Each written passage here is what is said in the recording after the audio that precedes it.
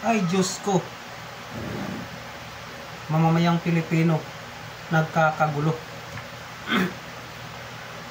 Nasaan na yung pangako? Ang bigas 1,000, isang sako. Yung pala, sako lang, walang laman. Ang sako pa lang 1,000.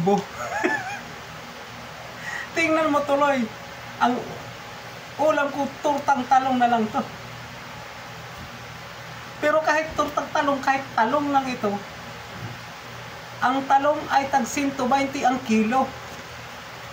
Papaano pa ba kami mabuhay ang mga taong Pilipino? Mga hayop kayo, mga politiko. Puro pa kayo pangako, hindi nyo man matupad.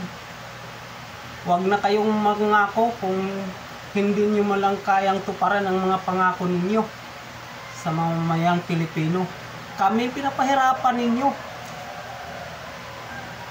Mga boysit kayo. Paano na lang mabuhay ang taong Pilipino?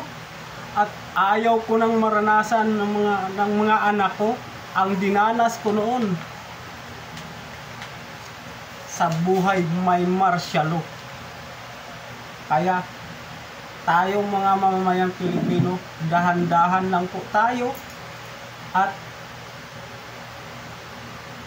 tiyak, sigurado, mga pangako nila 0.001%,